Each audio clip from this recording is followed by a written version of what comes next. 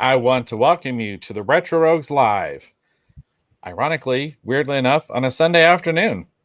Please pay attention to our warning graphic. It states that the Retro Rogues Live show is intended for an adult audience and not intended for children under the age of 13. Parental discretion is advised. This basically means we may use some bad words, and we may use some bad words today because we have things to say. But anyhow, enough about that. I want to welcome you to the show. On this afternoon episode, this is sort of like a matinee. We're going to be doing a retro review. We're going to be talking about Babylon 5, the TV pilot called The Gathering from February of 1993. But before we do that, I'll just introduce myself real quickly. My name is Dave Beatty. I'm one of your hosts. For nearly the last 30 years, I've been a professional illustrator and graphic designer. Worked on a lot of fun things that some people have heard of, such as Justice League of America, Batman Incorporated, and Superboy and the Legion of Superheroes. But enough about that. I want to welcome back my co-host. This is Mr. Eric Alexander. Oh, please, Eric, please tell the folks who'll be watching and listening at home some of the fun things you have worked on as a creative professional. Yes, hello everyone. My name is Eric Alexander, also known as Bass God 14. That's Bass God 14, not Bass God. It's Bass God like a bass guitar. And I'm the chief financial officer of a small production company in Arizona called Bad Bop Productions. We're actually going to be filming in California this coming weekend. So basically a week from now, I'll be in California filming for a film project called Staycation, which I'm very excited about. I'm also very excited about our format change, even though this is going to be sort of untested ground for us. This is not only a different day, which we introduced a different day on Thursday. Normally we broadcast on Wednesdays, and we are no longer going to be broadcasting on Wednesdays for at least for the foreseeable future. And we did start out with our first Thursday broadcast, but this is even different because not only is it a different day, it's a completely different time slot. So we're experimenting with the idea of doing this sort of afternoon format that's supposed to be kind of like a prelude to a matinee for you. So we're going to be coming up with sort of retro classics, things either I recommend or Dave recommends, or sometimes maybe we'll both recommend. Who knows? We do agree from time to time on things, and we're going to be basically trying to say, hey, it's a lazy Sunday afternoon. Hopefully for you, hopefully you're off right now. Maybe you went to church earlier. Maybe you didn't. Maybe you just barely got up, and you're just like, who are these guys? But basically, we're going to be trying to. Every Sunday, we're going to be trying to talk to you about something that maybe you could watch, this afternoon or this evening after our broadcast. So, in that respect, our first episode is going to be about Babylon 5, and specifically the pilot, The Gathering.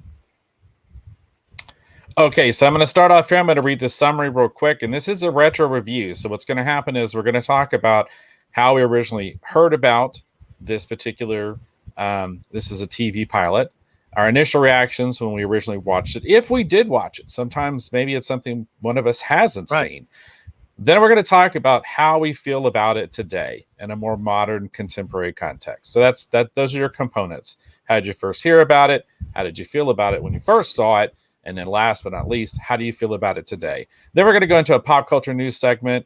If we got some pop culture news, potentially a little bit of streaming wars. So I'm going to give you the summary here for this. The pilot, this is the opening of a crucial space station is put in jeopardy when the commanding officer is accused of the attempted murder of a diplomat. That's coming from IMDb. All right. So let's just start off with the basic thing. How did we first hear about it? Eric, why don't you go first? How did you first hear about Babylon 5? So I definitely remember Babylon 5 being on my radar when it first came out. And I do remember being aware of the pilot coming out. I even think I saw a little bit of it because I have that vague memory of like sort of channel surfing and watching a few scenes. But I do know I didn't watch the whole thing. And I don't know if I was like, I was trying to watch something else, at the same time, because I did do that quite a bit, in this era. I still do it. I still go back and forth between two different programs, on the television. I still do that because I still use an antenna, even though I do have a lot of the streaming services like HBO Max, which is how I actually watched this version recently, was on HBO Max. I still have an antenna. And so I can't recall exactly what was going on. I know that there was some controversy about Babylon 5 and Star Trek, and I think we will delve at least a little bit into that during our review because it is kind of significant, especially when we talk about back in the day. But I think maybe that was kind of on my mind a little bit. Maybe that rivalry between Babylon 5 and Deep Space Nine that was basically right there from the start, and allegations back and forth of, one show ripping off the other. Which, by the way, officially, I am totally a Trekkie, but I do believe that Deep Space Nine is the one that is far more guilty of ripping off Babylon 5 than the other way around. I'm going to say that straight up because I have watched the entire series. Since then.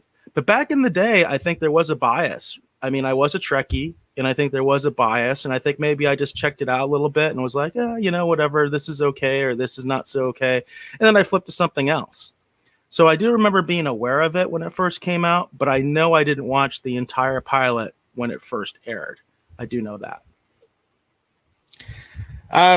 So I think the way that I, in all honesty, first heard about Babylon 5 was just ads like in the comic books, because they used to have like nice full color ads for Babylon 5. I know it was on television, and I remember kind of seeing like an episode here and there. But I was never like a diehard Babylon 5 watcher. I think I mentioned that before, that if we were to delve into Babylon 5, for me, this is mostly new territory. I mean, like I said, except for seeing an episode here or there, I know I had a friend who was all excited about some kind of, it wasn't Space Rangers, but some kind of Ranger thing or something in relation to Babylon 5. That's all I can remember. He's kept going on and there was on. There was a Rangers because the Rangers are something that happens later in Babylon 5. Little spoiler alert, I guess. So yeah, there is actually a series, a spin-off series that was about the Babylon Rangers. Okay. Yeah, that was a thing. You're not like hallucinating or whatever. That was a short-lived spin-off, which I think hasn't seen the light of day since it was canceled. Well, I was just going to say, because I know he was super, super excited about it. And I remember we watched like some TV movie or something that kind of tied into it. It's weird because I think of Babylon 5. I don't, even though rewatching this pilot, I could see where people could accuse Babylon 5 of borrowing from Star Trek, but, and a few episodes I kind of saw here and there, in relation to Deep Space Nine. Yes, I can see that. But it's weird because when I think back on it, I think of Babylon 5 in a similar context as Alien Nation. But the difference is, and I don't know why that is, but Alien Nation I watched pretty religiously.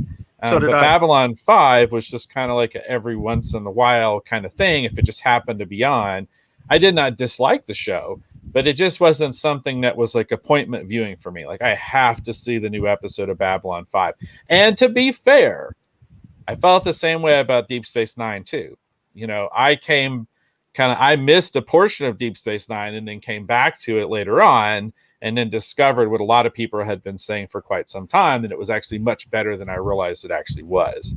So as far as Babylon 5 is concerned, for me personally, I just mostly remember seeing ads for it in the comic books, and I was familiar with it, but it wasn't something I sought out. So I wasn't terribly knowledgeable about Babylon 5. If people were talking about Babylon 5, I would just kind of stare off into space because I'd seen it, but I didn't know that much about it. So, to be honest.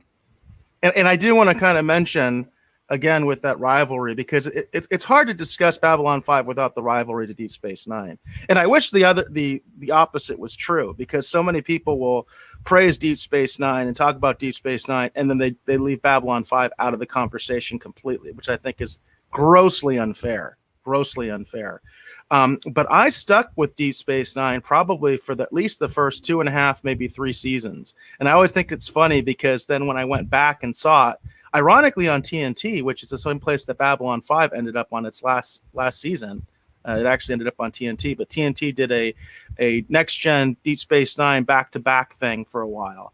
And that's how I actually got back into Deep Space Nine, and then realized how much better it got in the 4th season. I mean, I think everybody agrees when Worf comes on the show, it really turns into almost a different show, and it's much better because it goes from that episodic format that really wasn't working very well, on Deep Space Nine, to that serialized format, which of course, again, a lot of people say they copied from Babylon 5, because I do want to say it's pretty clear when you watch this that they kind of had an idea what they were doing from the beginning. And J. Michael Straczynski has always maintained that unlike Deep Space Nine, where they kind of came up with this story a lot later. Again, it really didn't happen until season 4, where they decided to kind of do this intricate story that was connected, which was new for Star Trek. Star Trek really didn't do that. Star Trek generally was episodic in nature, but Babylon 5 from the very beginning was meant to be a serialized show with this overarching story. And I think you can definitely see that in the pilot. Yeah, there's a lot of world building. There's a lot of setting. Huge world building. And a lot of setting kind of like the pieces in place. That lots you can of exposition. Tell that for sure. Lots of exposition. Lots of exposition, almost to the point that for somebody who already knows what's going on, it can be a little bit weird. Like if you didn't see this episode first, which is the case for me, it does get a little bit weird because it's like, well, I know all this stuff already, but of course the idea was this is the first episode, so you don't know anything, right? If you'd seen this episode first, you wouldn't know anything that was going on. So it is exposition heavy, but I think it's because again they knew where they were going from the beginning.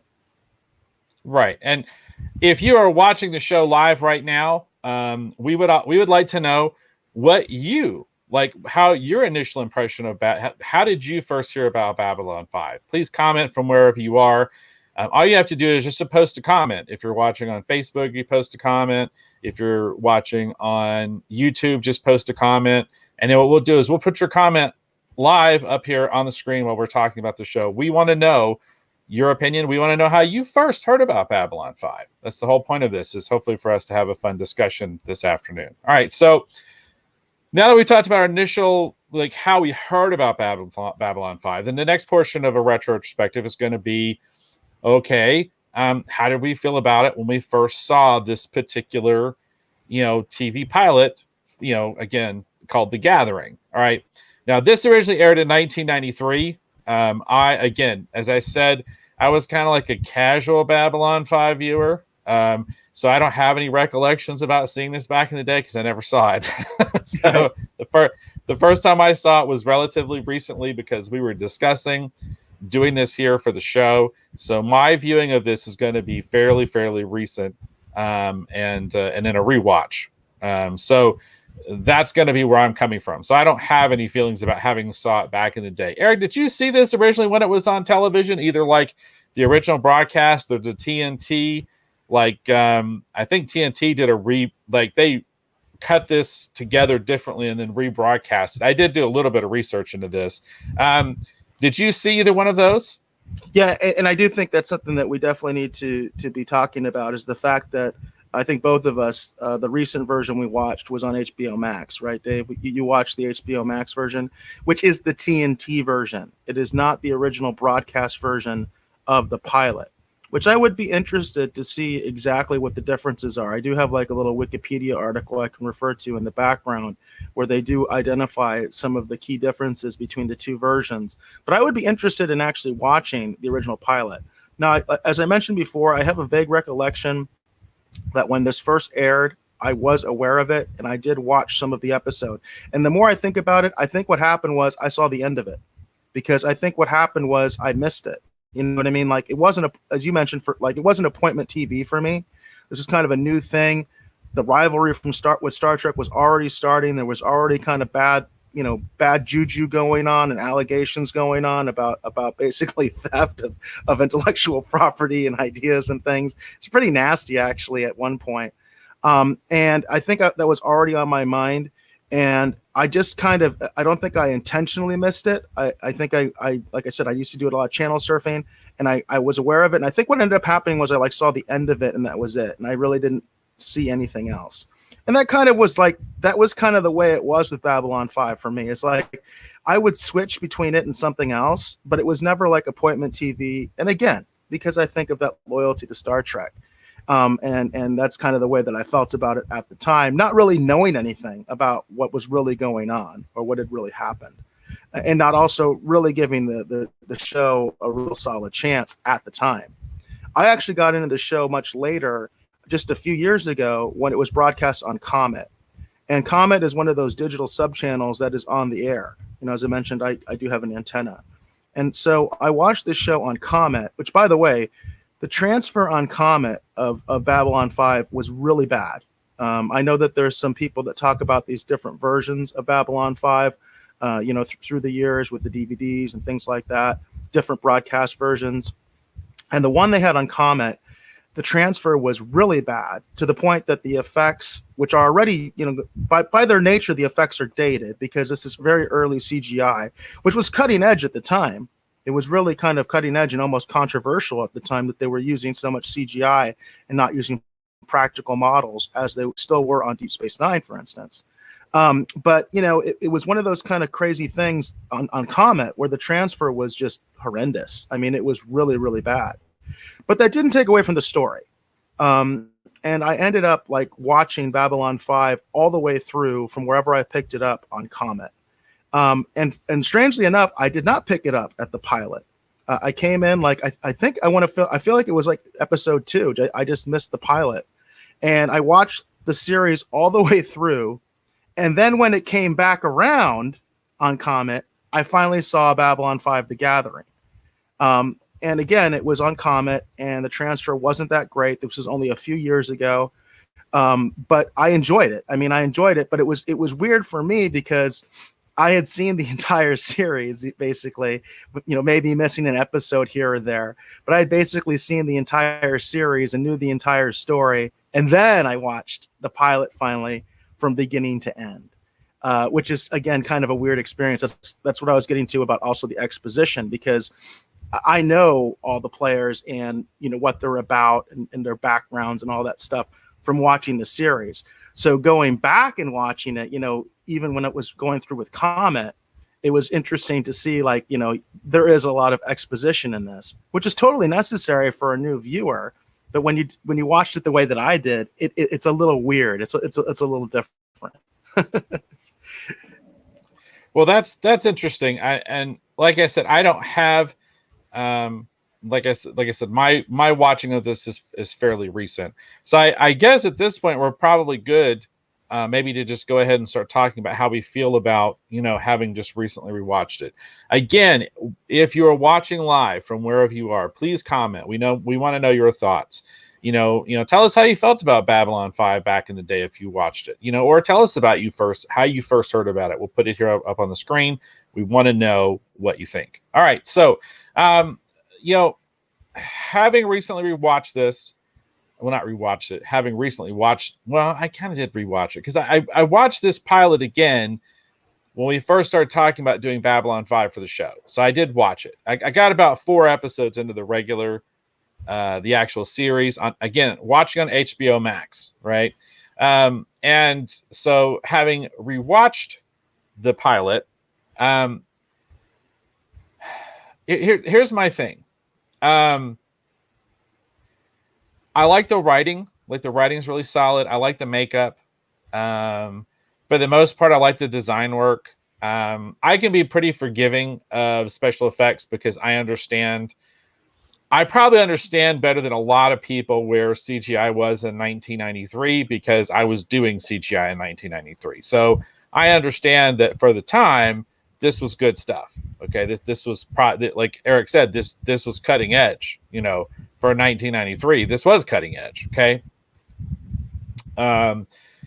and about a few years after this, actually, we would have started pre-production for Star Gods, and that's when I got really big into CGI, and we were doing stuff that was probably about similar to this quality, about 95, 96. But again, for the time, this was pretty good looking stuff. I guess my 2 biggest things, actually, having rewatched this, I like the world building. I like the actors. There's some of it where it looks like maybe they only did 1 take. You know what I mean? Because it's probably an expensive show to shoot back in the day, so they probably only got 1 take. That's kind of what it looks like. They're maybe they did a read through and they did 1 or 2 takes and then they were moving on. That's how television used to be shot. They didn't spend a lot of time, just massaging the scene and approaching it like film. A lot of television shows today, they're kind of shot more like film. They're not really shot like television anymore. But you could tell this was shot as television, number one. And I prefer the tweaks that they made to the costumes and the props and everything actually when it actually goes to series. In addition to that, this is a perfect example. I felt like I knew you were going, and that's why I brought up that picture. It's the tweaks that they made between the pilot and the actual series episode in some ways almost reminds me of if you watch The Cage and then you watch, and talking about Star Trek original series, if you watch The Cage and then you turn around and then you watch, Where No Man Has Gone Before, right? Two pilots for Star Trek, vastly different, very similar, like similar beats, like similar ideas, but they've made a lot of cosmetic changes and they've kind of made some format changes. And that's kind of the difference between the pilot and casting and changes. That's important to note as well. It's interesting just how kind of different the pilot is from the actual series. And I do prefer the tone, the approach, the look, the style of the actual series as opposed to this pilot. But like I said, I'm not going to be too heavy-handed with it because, again, like I said, this is clearly, they were figuring it out. That's literally what you're doing in a pilot. You're putting this together for the first time. You're looking at it and you're going, we should fix that. Maybe we should fix that. So it makes sense that they would make adjustments and changes. I think the two hardest things for me to understand watching this is, number one, it's Delenn, right? Delenn.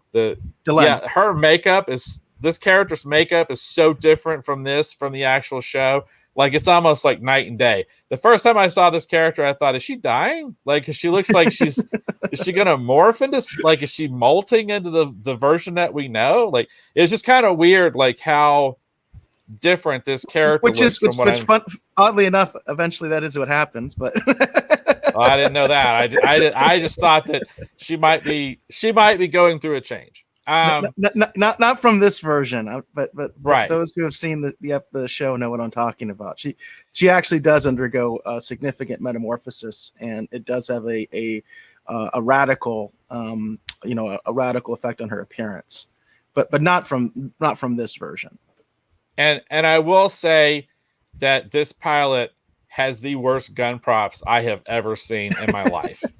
These are hands down the worst hand weapon, rifle weapon props I have ever seen. It literally looks like they took a remote control and stretched it out and stuck a handle on it. It is not a good look. I am so glad they got rid of that stuff. That stuff looks so bad. I was just like, oh my gosh, that's awful. So that's why I'm going to calm down on this production. Someone should have seen those really weird hand weapons and when they were shooting this, and they went, oh, we got to change that. That's not a good look. That's not a good look, man. That is so stupid. But those are, for me, those are going to be my two most jarring things. And those are the things I'm going to pick on the heaviest, because I can't imagine they saw those on film and they were like, oh, that looks fine. Well, it's kind of funny because of the Babylon 5 Star Trek rivalry. And of course, there's accusations both ways. And you would think if Babylon 5 was going to steal anything from Star Trek, it wouldn't be the Dustbusters from the original season of Star Trek, The Next Generation. The famous Dustbuster phasers that everybody hated and thought literally looked like Dustbusters. And the handheld weapons do look kind of similar, don't they? I mean, they really do. They do. Well, they do kind of evoke a little bit of that next gen design. But the bad version. And it goes even further, because by the time they get to the rifles, they got the Mega Dustbusters. The Mega Dustbuster. The Mega Dustbuster. And then it seems like the big change was, well, we'll make the handle out of wood, because it looks like it's wood. And I was just like, that's not a good look. So that's going to be my most... Babylon 5, obviously did end up with their own very sort of iconic weapon that was really different in my mind. It was really different because it was very small, It was very compact. They didn't seem to feel a need to overcompensate, which is rampant in sci-fi. I mean, overcompensating with your gun is pretty rampant in sci-fi, especially, you know, a lot of the lower budget stuff and sort of the cult classics, if you will. Gosh, even Star Wars, let's face it, you know, there's a lot of overcompensation with the guns, you know what I mean? But they ended up with a very streamlined, a very compact weapon that did become, in my mind, quite iconic with Babylon 5. But they didn't have that for the pilot. Right, and I would say that weapon that they wind up with in the actual series itself, the thing I like about that one too is that feels like it harkens back to Buck Rogers, you know, because Buck Rogers had the more compact, you know, handheld weapons eventually, even in Buck Rogers. So I did prefer that, but it is true. The first time that Garibaldi pulls out his hand weapon, I was like, what in the hell is he holding in his hand? That is a bad look. And so that's going to be my most heavy-handed criticism, because overall, I quite liked The Gathering. I mean, I can see that they're still figuring it out. So, you know, and again, it's weird because I sometimes feel like original series Star Trek doesn't feel as dated as certain things can feel for me, because I grew up watching that. It's always been that way. You know what I mean? It's never been any different. The only way it was different was when they remastered it and then they put in the new CGI effects, which I prefer to the original versions, just because at least now I can tell that, oh, that's actually a different ship. That's not just a dot, you know, like that. Right. And so for me, was kind of like a big thing. And that was a change that was, in my mind, good. And, you know, for Babylon 5, for this pilot, that's, you know, my biggest heavy-handed criticism is going to be, which they actually fixed. That's the irony. The things I'm criticizing, they did fix, right? They adjusted the makeup, they adjusted the costumes, and they, you know, fixed the issue with the hand, because the hand weapon was the biggest thing. I literally just could not understand what I was looking at first, and it was really threw me off. It literally, that is the thing that took me out of the show the most. But other than that, you can tell it's a television production from the 90s. You got a guy with a ponytail, you know, like it's definitely a production from the 90s. But I don't feel like it diminishes it necessarily, because if you're engaged with the storytelling, and if you're following along with what they're doing and you're enjoying the world building, there's a lot of subtle touches in this that's really kind of neat, that I know from having watched some of the episodes after that they're going to build upon. And that's the thing that makes it really kind of cool. You know, what was your thoughts on this, having just recently rewatched it? Well, to back up a little bit to the previous viewing, one of the things that's really different for me is that because the transfer on Comet was so poor, I had this really kind of weird experience the first time watching the pilot, that I actually thought it looked better than the rest of the series. This is because, again, the Comet transfer was so poor. And what they did was, when you saw The Gathering on Comet, they did something with the color correction that made it look darker, and actually made it look much more cinematic, Dave. They actually, in my opinion, made it look much more like film than television. And again, it was simply color correction. It was basically that the aired on Comet, Babylon 5: The Gathering, just looked literally darker. It was just a darker film, and they tried to do more color in the series on the Comet version, but it didn't work because the transfer was so bad. Now on HBO Max, it's the opposite.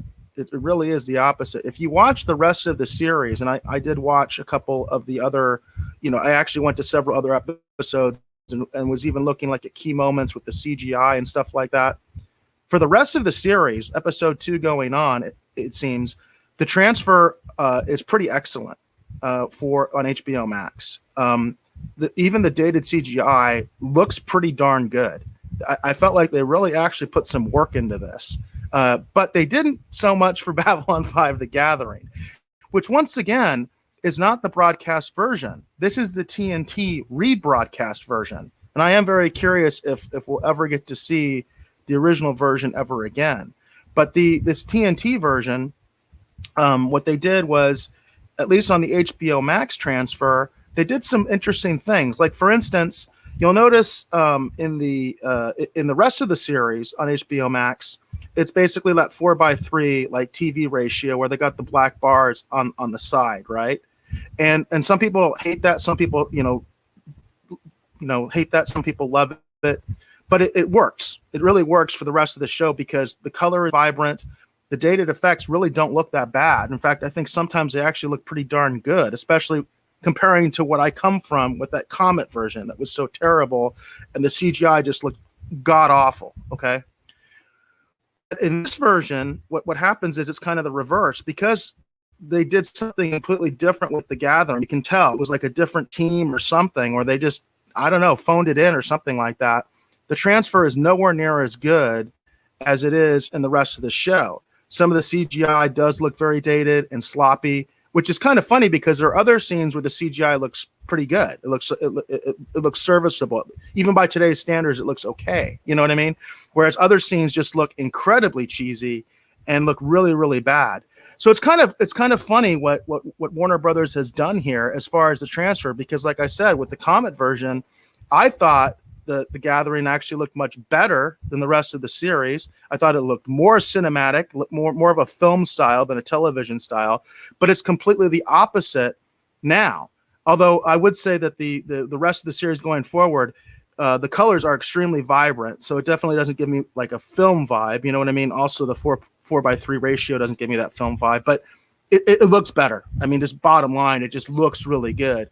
Whereas I think the HBO Max version of Babylon 5: The Gathering does have some visual problems beyond, just the nature of like you were saying, like the picture we have right now, beyond the fact that some of the aesthetics just weren't quite there yet.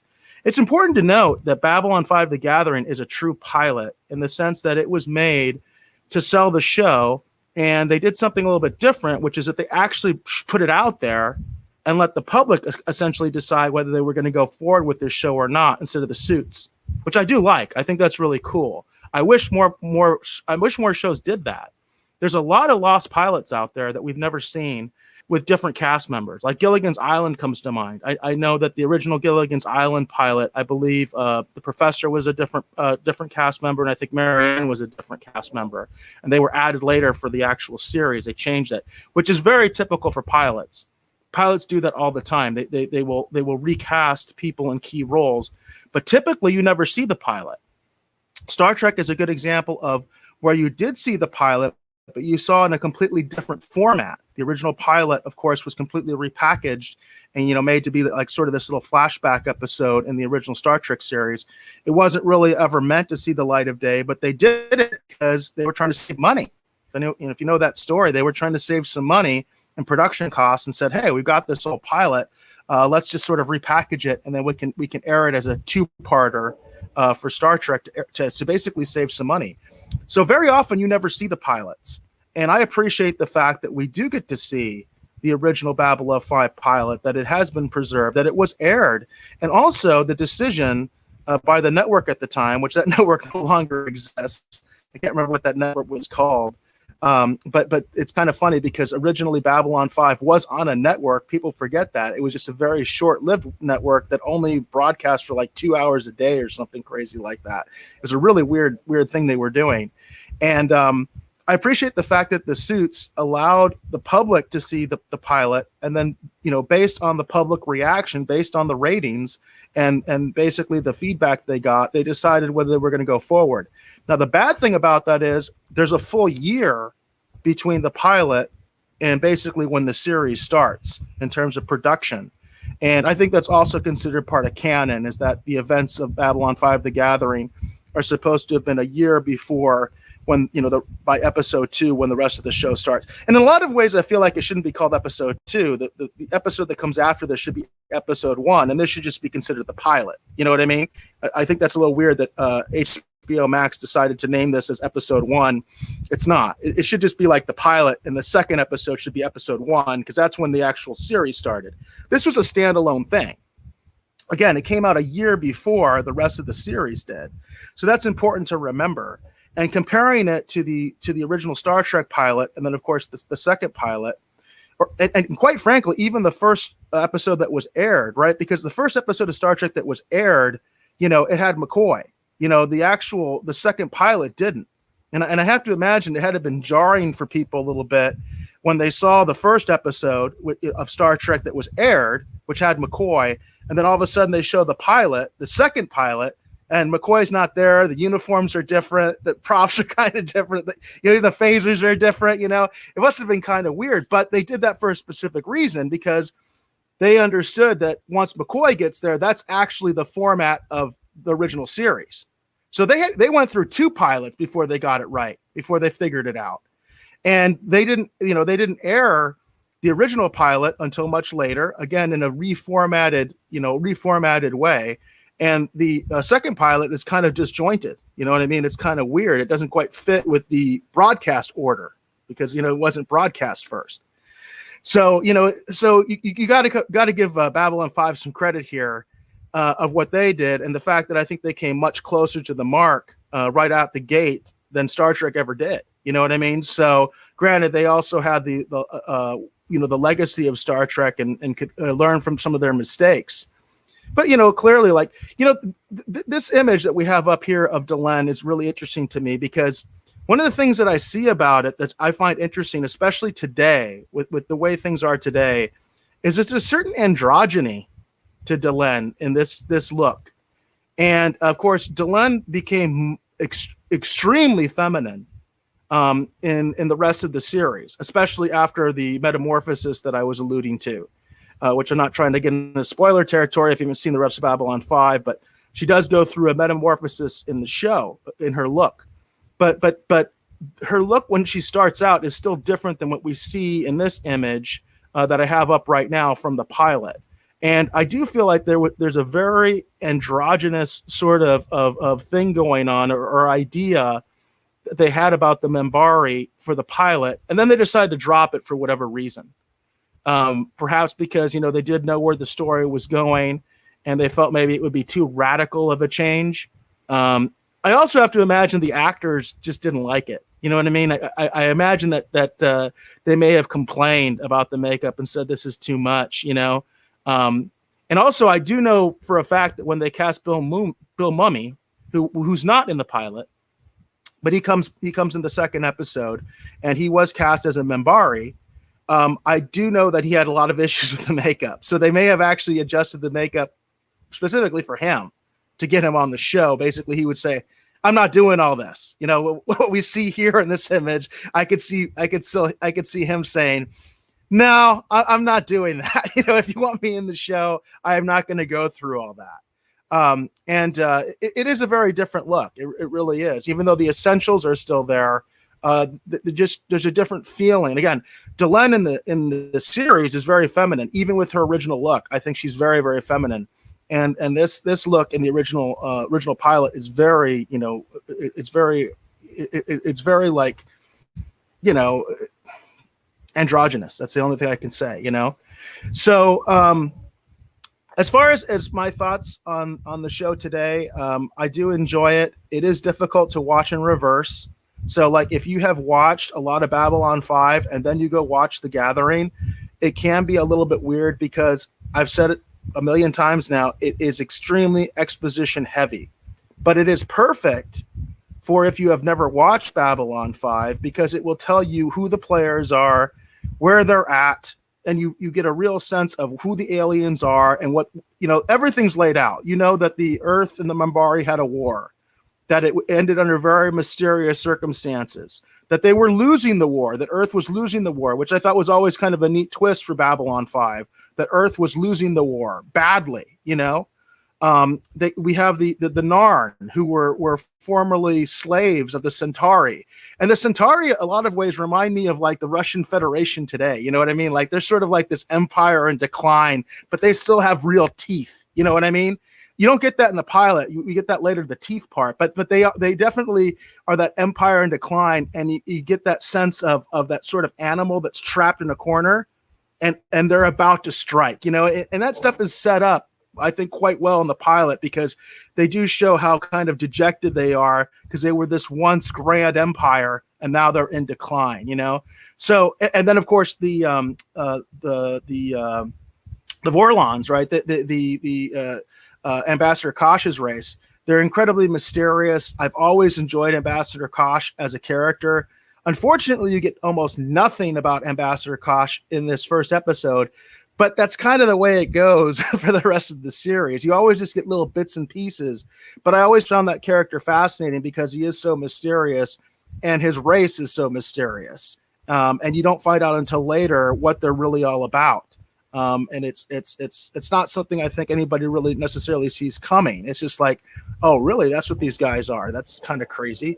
So everything is set up in this, and that's what I like about it. Again, if you went backwards like me, it can be a little bit exposition heavy because you already know all this information, and the dialogue gets a little chunky, a little clunky at some points if you already know what's going on. But it's a great primer for the Babylon 5 universe. It's a great intro, and that's what a pilot's supposed to be. Yeah, I was just gonna say, overall, having recently again rewatched this, I enjoyed it, and I do feel like that if you've always been curious about Babylon 5, one of the neat things is they do have the episodes now available on HBO Max. So if you have a subscription to HBO Max, you can go check it out. I would highly recommend it. Like I said, I got about four episodes in, and the only reason I stopped is because Eric and I were discussing maybe, doing Babylon 5 for the show. You know what I mean? Right. So I didn't know how much further I wanted to go into watching it, if maybe we might use the concept of, I haven't seen these in order. I've only seen spotty episodes, and then kind of watching and reacting, as I'm experiencing new, but then Eric has actually seen, all of the episodes. So that was kind of my thinking, right? So that's why I stopped. That's the only reason I stopped watching it. But I do think for those of us who like science fiction, who enjoy world building, who enjoy that kind of immersive kind of experience, I do think that Babylon 5 is worthwhile. And I do think the absolutely. Gathering is worthwhile. It's really interesting.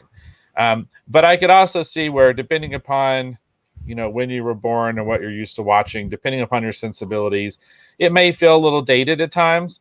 But in all honesty, I don't think that's a reason not to give it a chance. I feel like that overall, what they're doing is so interesting and so layered and complex, in terms of the writing and the structure and the world building and the story that it seems that they're setting up to tell, that I definitely think it's worth checking out and either revisiting it or actually giving it a shot if you've heard of it, but have never actually watched it. So overall, I would say Babylon 5: The Gathering is definitely worth either giving a rewatch, or if you've never seen it before, give it a shot and see what you think.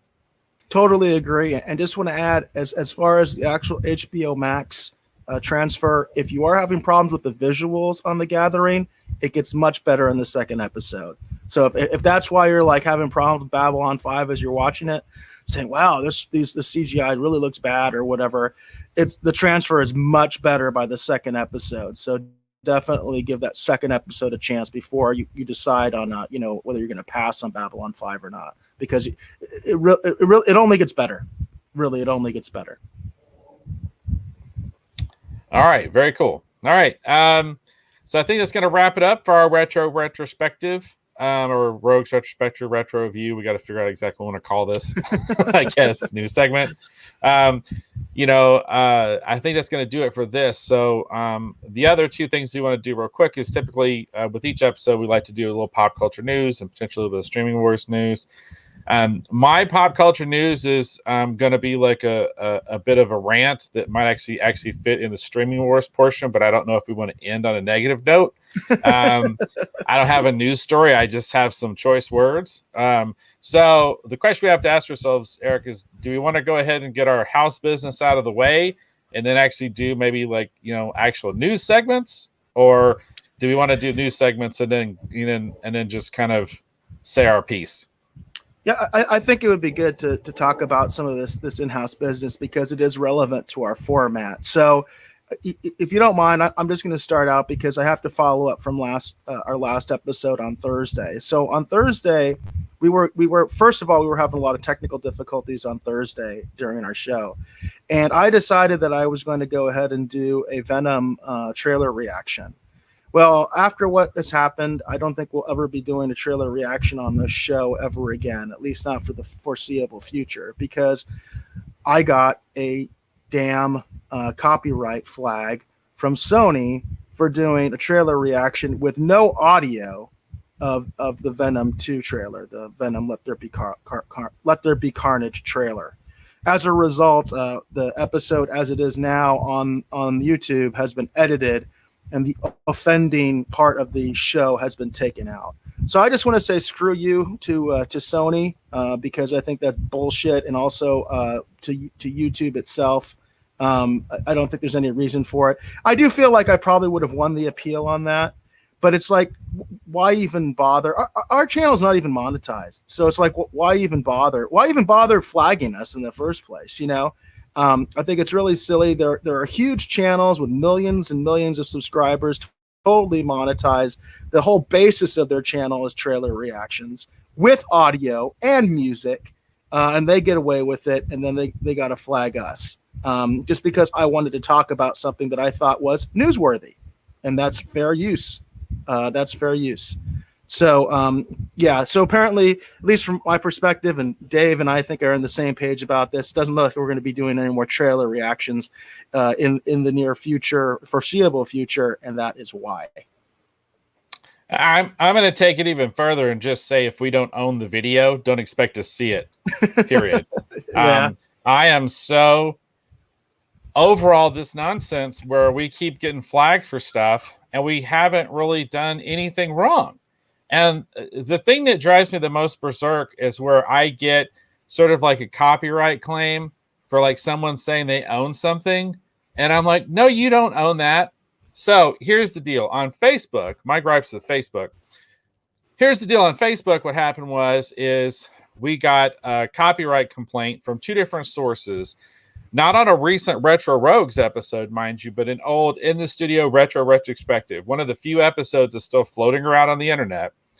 And it was the original retro review of the original Bill Bixby, Lou Ferrigno Hulk television series. Now, neither one of us, this is when Alec Kozak was actually guest hosting, and neither one of us were talking negative about the Hulk TV pilot at all. We were talking about how great it is. I always tell people still to this day that I really, really love the Hulk television pilot because it gives a new dimension to the character. And so we were highly recommending that people search out the TV pilot for the Hulk because it's still good. Even though it's from the 70s, like, it's still really good. You really should give this a shot. Like, we were recommending it. We were telling people, you owe it to yourself to go search it out. You know, now when I originally posted this episode on YouTube, back when I had a YouTube for myself before I pulled it down because I got so angry at YouTube, that one got flagged by Universal. And I kind of understood because I had the original, the Lonely Man theme, it was in there. It was the original TV intro because the TV intro is classic. It's also everywhere. It is everywhere. That's the thing that drives me nuts. It's everywhere. Okay. But anyhow, I tried to use it, and you may ask yourself, oh, well, what did you do, Dave? Did you No, I did not download off of someone else's YouTube. I put in my copy of it on DVD because I own every single season of the Hulk television series. I put it in there and I pulled it off of that. So I was hoping I wouldn't have to deal, because that's how I did it. I never just downloaded someone's thing and just slapped it into the video, right? I actually went in, pulled it, remixed it, reauthored it, whatever I needed to do with the sound or whatever. And then I would take it and drop it into our episodes. So I went, okay, well, Universal's got a point. So I pulled that video down off of YouTube, and I put that original version up on Facebook because it seemed like Facebook wasn't, being as strict about it. You know what I mean? I mean, it's still a little dodgy, but I thought it was fine because all we're doing is just showing you so you get a sense of what it's like. And then we talked about how great it is and you should go watch it.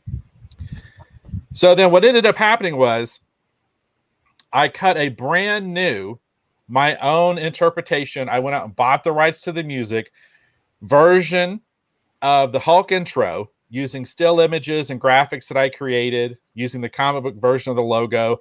I created my own brand new Hulk intro, and then I dropped it in there.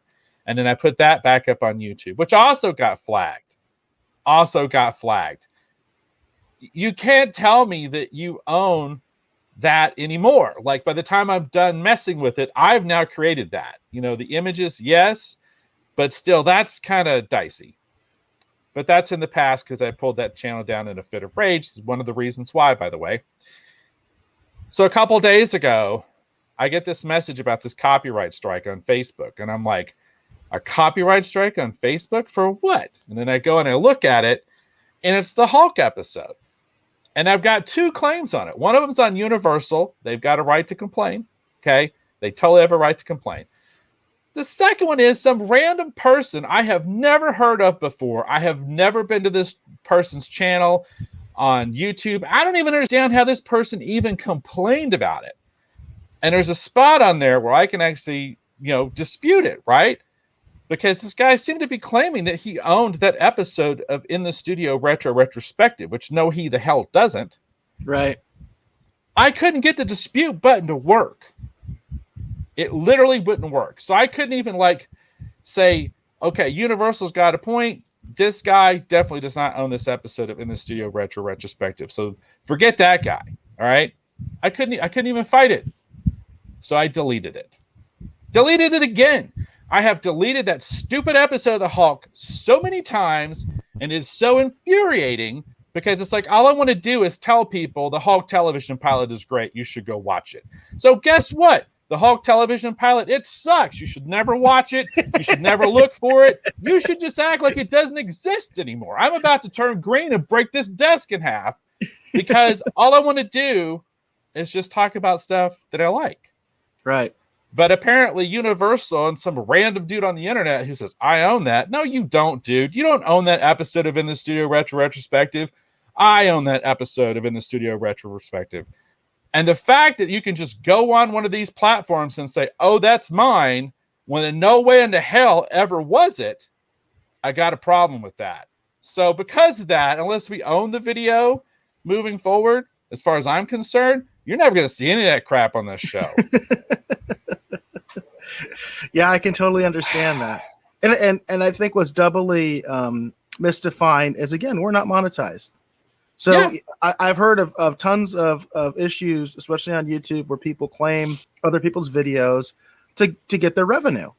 Well, we're not monetized, so I don't even understand what the motivation is, other just to be a jerk, Yeah, and that's it, So, and that's kind of the deal too. Even with the Retro Rogues live show that we're doing right now, we're not making any money off of any of this, everybody. So if you're watching this right now, we're doing this because Eric and I like talking about movies and television shows.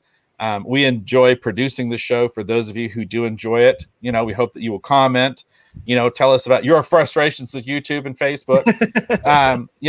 So we do this show for the people who enjoy watching it. We do this for you. We're now we may promote or plug something that we're working on, Kirby Tees or a Bad Bob Productions, movie or something that Eric's working on, like Staycation, we may talk about things that we're involved with that we're working on. And we hope that will encourage you to go look at it.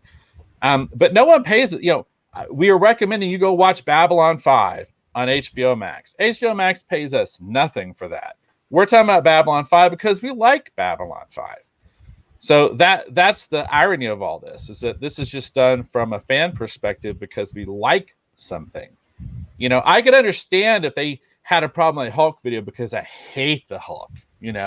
Oh, we don't need that negative thing out there dragging our franchise down into the muck, but I wasn't even talking about that I hated it. I talked about that I loved it. I don't love it anymore. I friggin' hate it now. But, good job, Facebook. There you go. Well, I for one won't even go that far, because I think even if you do a negative review, you're entitled to do that. That is fair use. And people are not going to like everything. There will be negative reviews. We've had negative reviews on this show. It happens. It happens. Not everybody likes the same thing, and it's important that perspective be allowed to exist, because guess what? I might not like what you're doing right now, but I might like something else down the road. These are huge studios that do all sorts of different projects, so you just never know. So, if you don't mind, Dave, I'm going to move on to pop culture news because we are Sounds getting good. a little.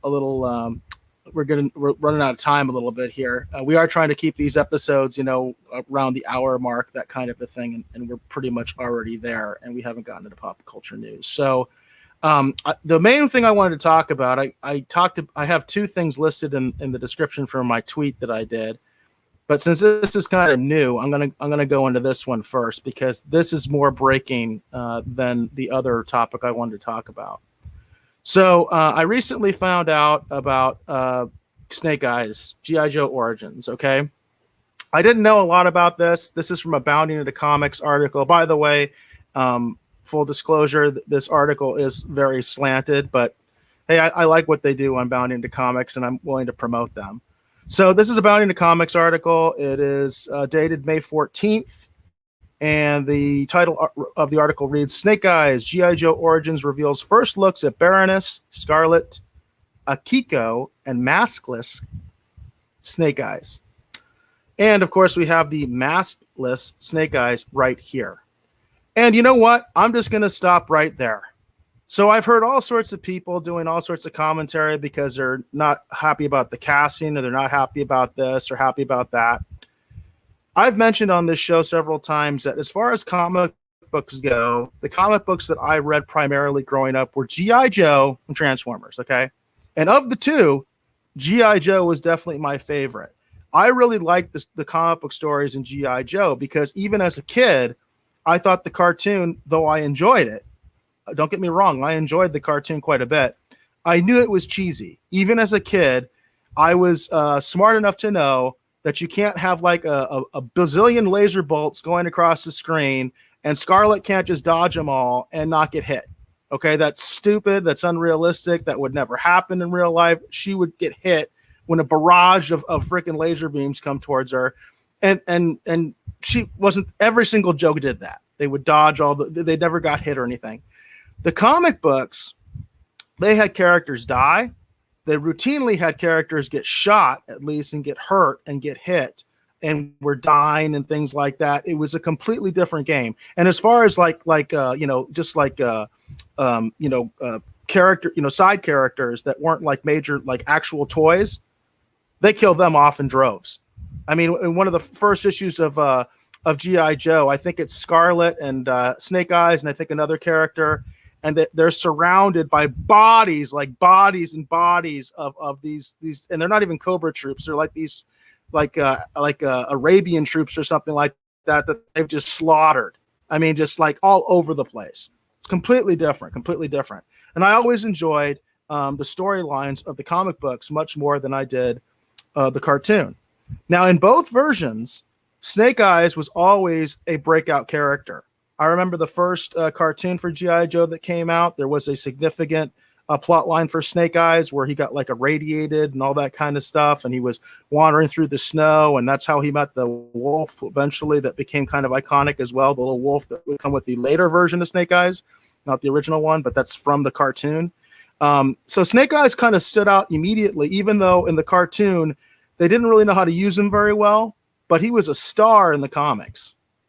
And they did this really neat thing where they involved him with Storm Shadow. Storm Shadow was another really cool character that was not done all that well on the cartoon series, but really shined in the comic book.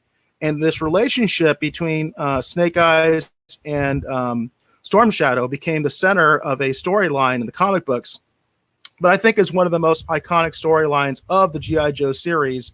And quite frankly, one of the most iconic storylines in comics. It was very, very successful. Very, very successful. What is it about these idiots with their own IP? Because this is Hasbro, obviously, that's involved in making this. Paramount too, which, great, Paramount, right? Yeah, they do a great job with IP. They're really respectful of IP. Why the hell do we need to see the guy's face? That's just, I mean, I don't have to go any further than that.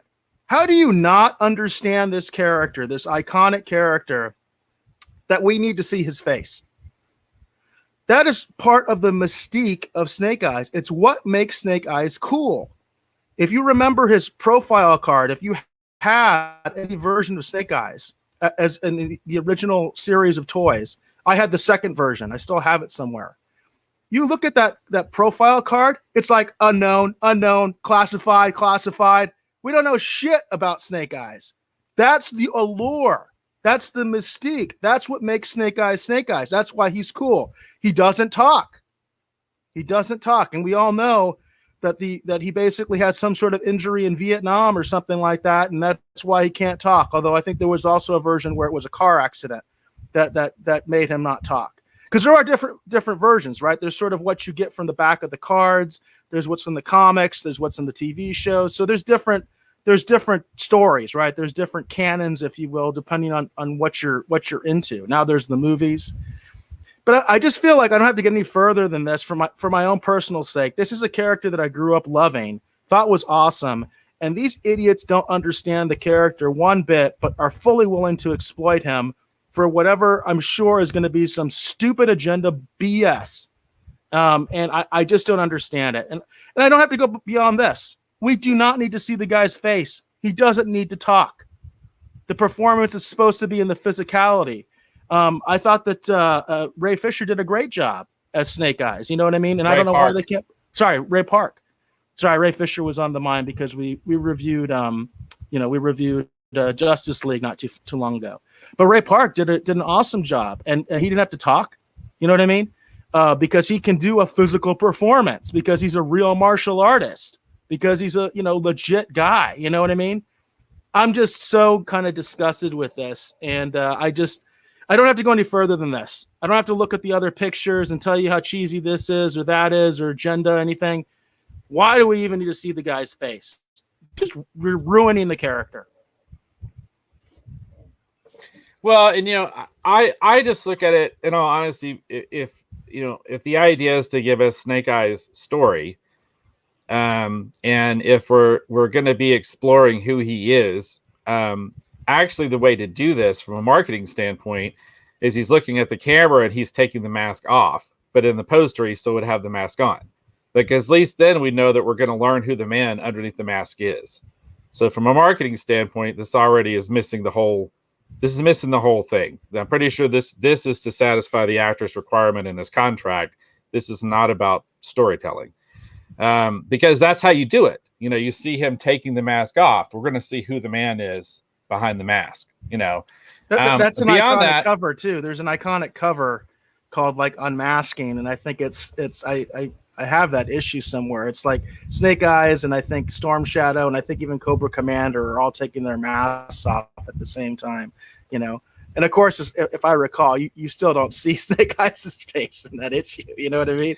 They still won't reveal his face because that was so important to the character. They were just like, no, right. You don't do that.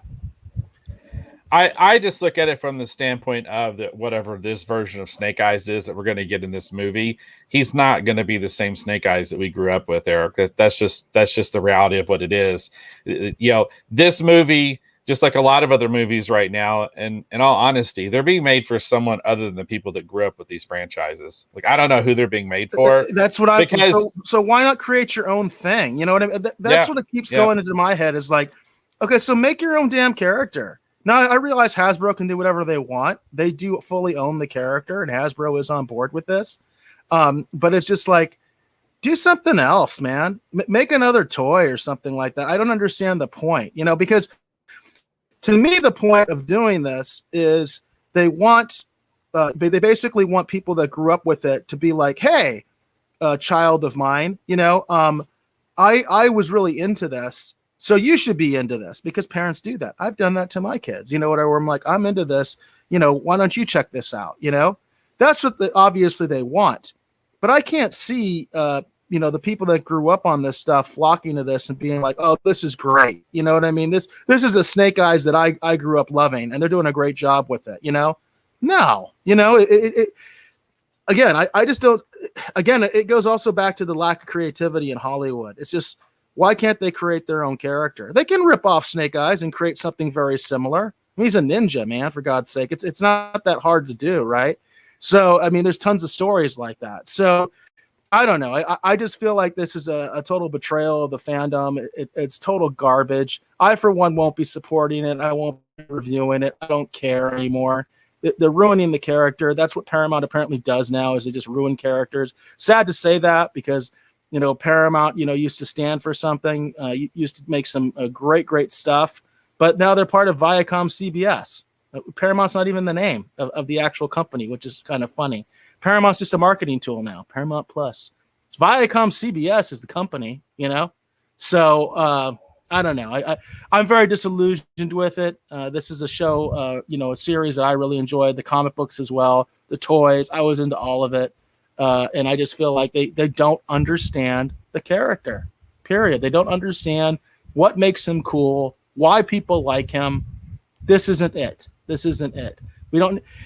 And I hate the fact that actors can't act with a mask on. I've gone off on that so many times with Star Trek and Star Wars stuff, Star Wars especially. Marvel stuff, it pisses me off. They can't act with a mask on. I get sick of it. I don't need to see this guy's face. I don't want to see this guy's face. If he's Snake Eyes, I shouldn't see the guy's face, except like at a convention or something, you know? I do want to mention that Hollywood Jackson's in the house. And he says, that's like covering a Stevie Ray song and changing the lyrics. That's a great analogy, Hollywood Jackson. That's exactly what it is. Except, you know what? It's like I could compare it to Weird Al, but I think what Weird Al does is more respectful than what these idiots do. You know, I like Weird Al, but you know what they're doing is basically they're doing Weird Al, but it's serious. I think that's the best analogy I can give. It's like, yeah, you're right. They're changing the lyrics.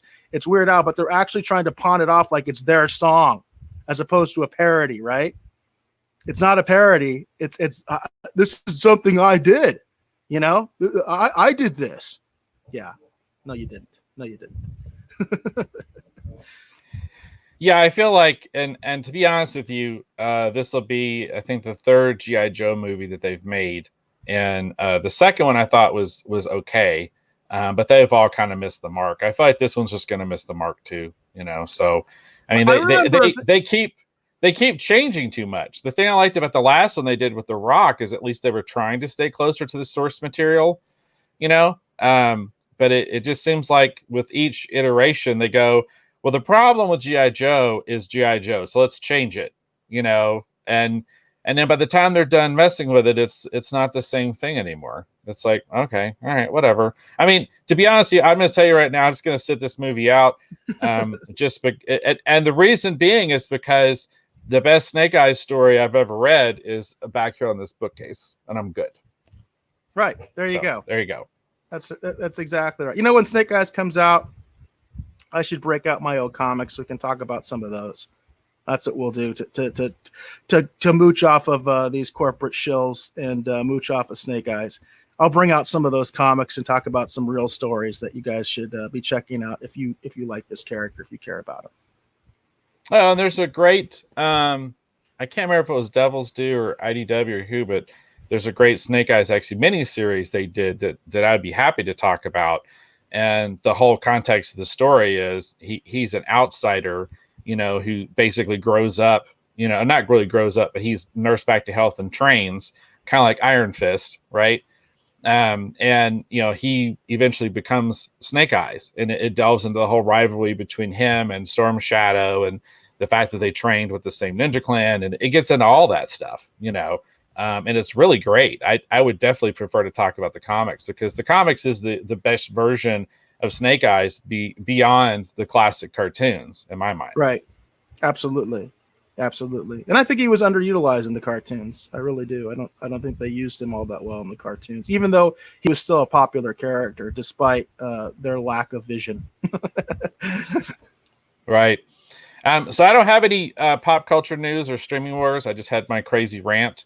So that was pretty much what I had for today's episode, is to talk about Babylon 5 and express my anger at all these copyright things that we get. Like, why us? Like, really? You know, we're not even taking money from anyone. We're telling you to go check stuff out. Like, I don't understand what the problem is. So, Hollywood Jackson says Ray Harryhausen, and he was awesome. That's something maybe we could cover as one of his films. You know, that wouldn't be a bad idea. Yeah. Maybe we could do something involved with him. We'll have to see what's available out there, Hollywood Jackson. Maybe we could do that as one of our retro reviews. That would be kind of neat. And there's a great documentary about him that was available actually on Amazon Prime that was really, really good too. There's a really great documentary. I think it's still on there. I'd have to check to see, but Ray Harryhausen is just like amazing. 7 Voyages of Sinbad is just awesome still to this day, as is his Jason the Argonauts. That to me in my mind is still classic too. My brother was obsessed with that film for a long time. He forced me to watch it. I remember that because he was so obsessed with it. Do you want to, you know, we're kind of at that time point, but I was thinking, do you want to just kind of record a hot take on He-Man? I've got some pictures ready to go, or do you want to just move on and get out of here? You know, to be honest with you, I mean, I'm good because I feel like I've complained too much as it is. I did think it was weird. There was someone who actually I thought that if they actually read the news article about what was happening with the Masters Universe revelation or whatever, if they actually read the whole news article, they probably wouldn't be as for it as they are, which I thought was kind of funny because this person like put out a pro Masters Universe revelation, and I was like, did you read the article? Did you actually read the article? So let me just throw this out there, okay? I guess we'll go ahead and do this. I'll try and make it quick. Okay, so here's the deal. The still images, the classic kind of style looking stuff looks great.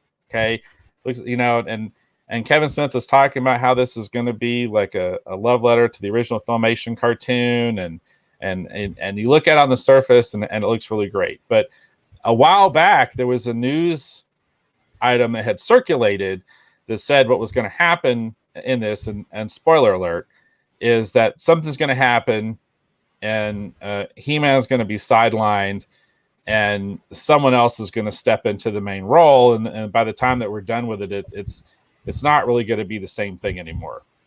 Okay, so if that's what you're into, I think you're going to quite enjoy Masters Universe Revelation. If however, as I'm beginning to describe this to you without throwing around names, you're already going, what? Then I'm going to tell you that this is probably not for you. That's all I'm going to say. That's all I'm going to say. I was really looking forward to this. We talked about this on the show previously. I might give it a chance. I don't know. But I just don't. This is just like the G.I. Joe thing.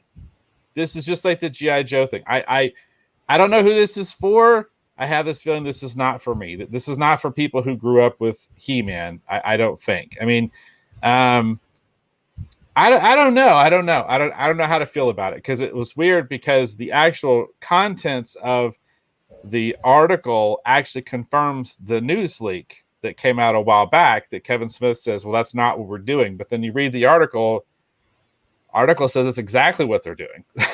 So, well, a picture is worth 1,000 words. This is the picture that I think most people are reacting to, particularly the people that are a little upset about this.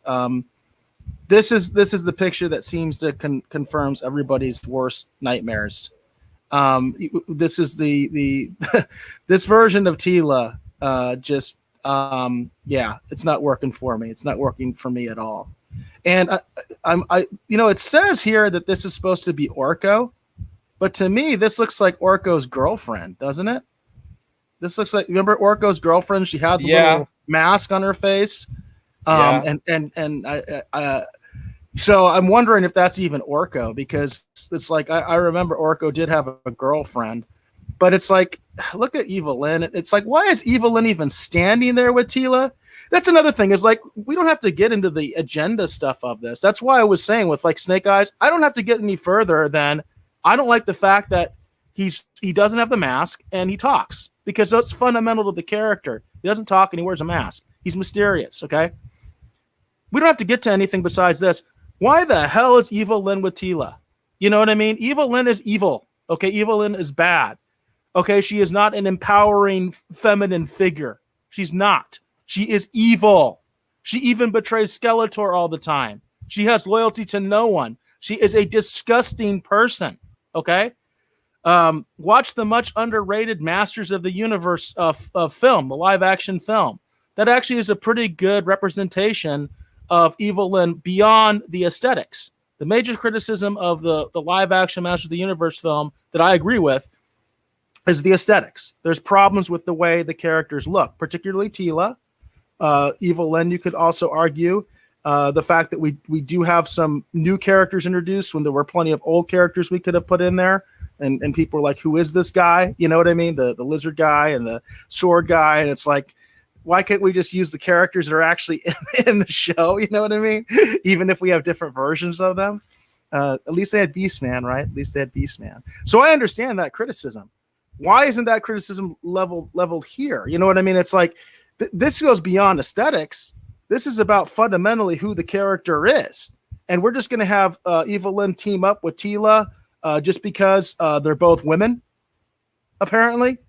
You know what I mean? That's the vibe I get from it. Now, this could be wrong. I could be interpreting the image wrong, but I don't like how they look. You know what I mean? And I hate the idea of them teaming up because they're women, and we need to show more women characters. I just don't like that. I think it's stupid. The show is called He-Man, right? But it's like they want to change everything. And again, it goes back to what we were talking about with G.I. Joe and Snake Eyes. Who is this for? What's the point? Why can't you make your own damn characters? There are plenty of warrior women characters out there. I know that there's some controversy about Red Sonja. They're doing Red Sonja. Well, that's fine. At least they're doing Red Sonja. At least it's Red Sonja. So it's the focus is Red Sonja, right? It is a warrior woman, and that is her own character. Why can't you just do your own show if you want to? Or for that matter, call it Tila.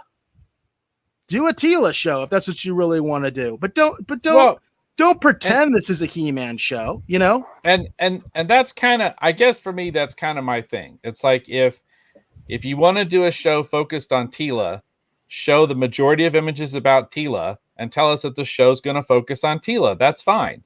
Which this article, by the way, says that. This Deadline article says it's about Tila. That is in this article.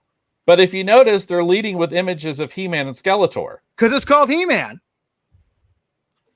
Well, They'll tell you, well, no, technically it's called Masters Universe, but the thing that that's right, Masters of the Universe. That's right. You're right. You're right. I'm sorry. When you're right, you're right. But the thing that bothers me about this is the fact that we're leading off with the images that everyone knows and loves, right? But if you actually read the article, you find out the show's going to be about Tila. It's like, well, if the show's going to be about Tila, that's fine. Show us that one image of Skeletor and He-Man fighting and say that they're going to be in it. And then show us the rest of the images with this new interpretation of Tila and just tell us it's about Tila picking up the power sword and carrying on for He-Man. Like, why don't you just, because they know none of us are going to watch that. They need to hook us. You know what I mean? That's the whole idea. That's what people are saying. They need to hook you. And the idea is they might be able to do that. In the first 15 minutes, they're feeling like they can hook you. Because the first 15 minutes, as I understand it, is like a total homage, and it's going to feel like it's a direct filmation episode, and that's what they're going to do. Give you the feels, and then all of a sudden you're trapped, and you feel like, well, that part was good. Maybe they'll come back to it at some point. You know what I mean? Right. It's pathetic what they're doing. I think it's pathetic. I, for one, hard pass. I will not be reviewing this. I won't be talking about it other than to make fun of it or something like that, or what I hear other people saying. Well, my whole thing with this is, based on what I'm reading, as more information comes out, I'll make a determination at that time. But on the surface right now, looking at it, I don't think, like I said, just like the Snake Eyes movie, I don't think this is for me. That's all there is to it. You know what I mean? I get the version I grew up with, and actually the Dolph Lundgren movie. I really like the Dolph Lundgren movie. I love Frank highly Langella's underrated. performance. Highly underrated. I love Frank Langella's performance as Skeletor in that movie. It's great, and I think I've told you before, Eric, that the way I viewed the movie is the movie took place many, many years after the events of the cartoon. He-Man has stopped being Prince Adam at that point. Everyone knows he's just He-Man, right? There's no reason to change back. And this is how He-Man and Skeletor's story ends. It ends with the Masters Universe movie. That's how the cartoon ends. And for me, I own a lot of the original comic books from back in the day, that DC had published and everything. And I still love He-Man. But I just look at this cartoon and I just realize this isn't for me, and that's fine because I have the DVDs of the original Filmation cartoons. I have a nice transfer of the Master Universe movie, which I still love, and I still talk about how much I love that movie. And I would still recommend that movie for people who want to try it. So I'm good to just talk about. I'll tell you what. When this series comes out, let's review the live action movie. Let's just say screw them. You know what I mean? And again, we're gonna use these corporate shows against themselves. You know what I mean? Everybody will be talking about He-Man, so will we. But we'll be talking about the live action version. I tell you, if people would if you view it in the right context, that movie is really great. Just on the strength of Langella's performance alone. His performance is so great because he is taking it so save it. seriously. Save it. We're going to review it. We'll review it. We'll review it when this all right cartoon comes out. This animated series comes out. Hollywood Jackson mentions, I hate when they take an old movie and rewrite the entire script. Just use the original script and new technology to make the movie better. And that really gets to why do we do remakes, right? What's the point of doing a remake? And there's different attitudes on that. I mean, obviously there are, as far as why people do it, as far as why studios do it. I do think there's something to be said for what you just put forth, Hollywood Jackson, is that sometimes, especially with like genre entertainment, when you talk about like fantasy stuff, you talk about science fiction, there is an argument to remake a lot of this stuff because the technology just wasn't there when they made the film. And because it's progressed since then, and people would like to see it look, see it done in a technical way with what we have now as opposed to what they had then. And I can see that. I've felt that. But at this point, I don't want them to remake anything, because I feel like they're just going to mess it up because they're always going to take it a step further. They're always going to put agenda on it. You know what I mean? That's just very clear at this point. And fundamentally, I don't think Hollywood understands why people like this stuff. I think they have contempt for it. I really do. I feel like a lot of these people, they have contempt for it. People that are involved in the production of these things have contempt for it. They have contempt for the fans, absolute contempt for the fans. And they're trying to do their own thing, regardless of what it is that the original source material is. They just don't care. They just don't care.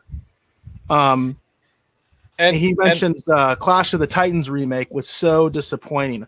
I'm trying to remember if I saw that. I'm not sure if I saw that. Did you see that one, Dave? Clash of the Titans? Did you see the remake? Yeah, I saw the remake. I saw it in theaters. The original one is still the classic one because it's just, even though it has its problems, between the stop motion animation and the storytelling, specifically with like Caliban and stuff, like it's just, I feel like it's just a far superior, interpretation of the source material, because we're pulling that from mythology, and the other one, the new one, that's okay, and that's kind of, it's just like a lot of this stuff I watch now. It's like, that's okay, it's not, but it doesn't. It's sometimes I feel like sometimes this stuff is missing the heart that a lot of times the originals had, and I don't know. I don't know if it's a disconnect. I don't know if it, in all honesty, Eric, it may just be like a complete cultural shift. It's just the fact, like, if, for example, I'm coming to talk about my own, revelation. I'm coming to the point where I feel like that, the studios, for whatever reason, they're trying so hard to find a new audience that they are okay with leaving the old audience behind. And I'm coming to my own revelation where I'm like, I'm fine with that. If it's not for me, it's not for me. And I have no problem with that, except why are you using the old IP? I mean, because it seems almost like almost counterintuitive. But then again, when you see stuff like, for instance, like Magnum PI, and somehow that becomes successful, or Hawaii Five-0, and has nothing to do with the source material whatsoever, but they're able to use the name. The only conclusion I can have is that people are dumb, and they will respond to the name. You know what I mean? And they know it. People respond just to the name, even though it has nothing to do with the original stuff. They're like, oh, I've heard of that before. I'm going to watch it.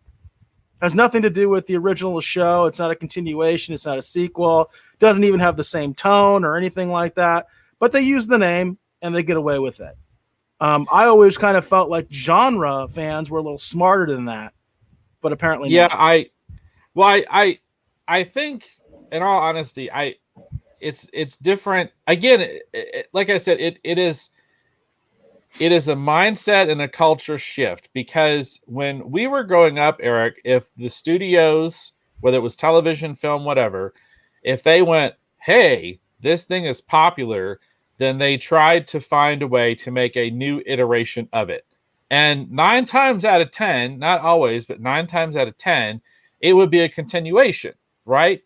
Like, that's normally what they did, right? They were trying to find a way to take that formula that people liked and just make more of it, right?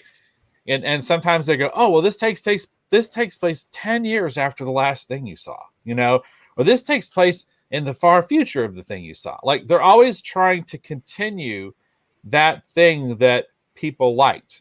Now the goal is, oh, people like that? Well, let's just make a, I don't know, let's change this, let's change that. We'll just make a new one. Let's find a way to, like a weird change. There was, but that did exist, but they did it differently back then. So what they did back in the day was spin-offs. So they would take a completely different concept and they would introduce it on another show, and then they would have a spin-off. And the format oftentimes was completely different than the actual source show. Like, think about how different, for instance, Different Strokes is from the Facts of Life, right? Totally different situations, right? The Different Strokes is based on that sort of, interracial family, right? And the situation there. Facts of Life is just a bunch of girls. You know what I mean? Just a bunch of girls in a boarding school. But what they did was they took the popularity of one show to make the other. And they had a loose connection because characters had been on each other's shows. But then after that, it was gone. You know what I mean? That it was its own thing. And a lot of people might not even remember that Facts of Life was a spinoff of Different Strokes. You know what I mean? So to me, that's much more in line with what they should be doing, and I'm fine with that. Just like what I was saying, like if you want to make a Tila show, make a Tila show and say it's a Tila show. You know what I mean? Yeah. Tila and her friends, whatever you want to call it. You know what I mean? And just do it that way, and it can be completely different. Everybody knows from the get-go pretty much what this is, and they're just like, you can take it or leave it. And if they want to leave me far behind, hey, they have every opportunity to do that. I think it's stupid. I think it's stupid to lose half your audience just because you don't want them anymore because of your agenda. I think that's completely foolish. I don't know how you can run a business that way. Oh, that's right. Viacom CBS is basically going out of business. They're going bankrupt. There's rumors all over the place that they're going to be bought out any day now. You know what I mean? Oh, that's right. Their stock is plummeting like crazy. That's right. It doesn't work. You know what I mean? So I don't know what else to say about it. Yeah, it's yeah. Well, like I said, as far as me going forward, because with the format change and everything we're doing, my goal, hopefully moving forward, is to more recommend things I like, and to just not talk about things I don't. And I feel like that, like I said, it's just if they want to do a continuation and they want to focus on a different character, that's fine. But don't give us, 5 images of He-Man and Skeletor, 1 image of Tila, and then tell me this is a Tila show. Why don't you give me 4 images of Tila teaming up with Evelyn, right? and one image of He-Man fighting Skeletor and say, you know why? You know why? Just sell me what you're selling. Don't show me one thing and then give me something else. It's a classic bait and switch. It's called bait and switch. It's very effective. It's very, very effective. And here's the thing. I'm open-minded. If you told me it was a Tila show from the jump, I'd be like, well, okay, sure, I'll check it out. But now that you're trying to tell me, oh, it's He-Man, and then you go, but really it's Tila, it's like, well, no, I'm good. Like I said, the movie I showed you the wraps pictures. It all up. I showed you the pictures. You can judge on your own what those pictures were geared towards. The article, it says straight up, it's a Tila show. I mean, that's the article itself says that. The Deadline article is honest in that regard and says this is what the show's about. It's about Tila. You know what I mean? So, well, and let me put it in perspective before people think that I don't like women. Bushi Tells, which Bushi means samurai warrior, okay, a series I co-created with Len Workman. Bushi Tells is about 4 female samurai who are sent on a quest by Hachiman, the Japanese god of war. We published it nationwide, had 4 female lead characters, right? And we told you on the front end what it was. A lot of people really liked it. I love female heroes. Red Skirts, but Dave, you did something new and you did your own thing, and nobody really wants that. You know what I mean? Yeah. Come on, man.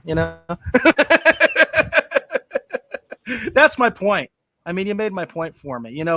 You could be creating your own characters out there, Hollywood land. You know what I mean? And actually show some creativity. And if you want to push your agenda, you can do it in a creative way and come up with your own stuff. But you're too lazy to do it, and you're a bunch of hacks. That's the bottom line. Too lazy, and you're a bunch of hacks. There you go. I think we're 1 hour and 30 minutes. Do we think that's good? Yeah, we've ranted enough. It's become a rant session instead this of real has gotten out of commentary control. at this point. So yeah, this is hopefully next Sunday, everybody, we're going to do our retro review and we'll stay more upbeat and talk about things we like. That's the whole point of this format change. We may have some problems, by the way, on Sunday because I'll be in California. So I'll talk to you about that off the air. All right. Okay. But just putting that out there on the broadcast as well, that we may have some issues Sunday because I'll be in California. So I'm not sure what my internet situation is going to be there, but we'll figure something. We're going to try to figure something out. So. Okay. Sounds good. All right. So let's just go ahead and go to the outro. I want to thank you for hopefully watching and listening to this episode of the Retro Rogues Live. Again, this is our first Sunday afternoon, our matinee, our retro review, our retro retrospective. This is the first one of these that we're doing here in the afternoon. This is going to be one of the new homes for the Retro Rogues Live moving forward. During the week, we're going to have episode Thursday night, 7 o'clock. That is going to be a collector's corner. We talk about comic books. We talk about action figures, statues, all those things we like to collect. And then on Sunday, it will be a retro review, talking about a lot of genre entertainment. Again, from a retrospective angle. So we're going to be talking primarily about older content, movies, TV shows, that kind of thing in the genre. So we're going to be talking about sci-fi, fantasy, action, adventure, that kind of stuff. All right, so I want to thank you for watching this episode. Again, my name is Dave Beatty. If you're curious to learn more about me or see what I'm currently working on, you can check that out over at KirbyTees.com. Kirby Tees is my t-shirt company. You can see what we've got to offer over there. We've got a lot of fun new designs that are available right now. We've got the Skeletor shirt if you're into Masters of the Universe. We've got a Brains Are Magic t-shirt by the great Sarah Aerosmith. We also have some new Retro Rogues designs, such as the Retro Rogue himself, as well as also our, what this show needs is more Picard t-shirt now. But yeah, you can go check that out over there at KirbyTees.com. But enough about that. I want to thank my co-host for providing his unique perspective as always. Eric, please tell the folks hopefully watching or listening at home where they can learn more about you on the interwebs. I'm most active on Twitter. You can find me there at BaseGod14, at BASSGOD14. My DMs are open, so you can actually DM me. I don't hide. So if you want to talk to me and suggest something or give us some constructive criticism, go right ahead. That's also the official YouTube and the official Twitch. So if you make a comment there, more likely than not, I will be the one responding to you And we do enjoy comments, good, bad, ugly, whatever it is. Just don't get personal. That's all we ask. Just don't get personal because you don't know me. So don't get personal. But otherwise, everything else is fair game. You can always disagree with us on this show. But I will once again recommend the whole point of this new format is, hey, it's Sunday afternoon. Hey, go out and check out some Babylon 5. Enjoy it. You know, we reviewed The Gathering today. If you missed it, you can always check it out on the replay. Check it out, and hopefully you'll have a great Sunday. And Hollywood Jackson gives us a little wave there, and he says, great show, guys. And with that, we'll go ahead and leave Hollywood Jackson with the last word.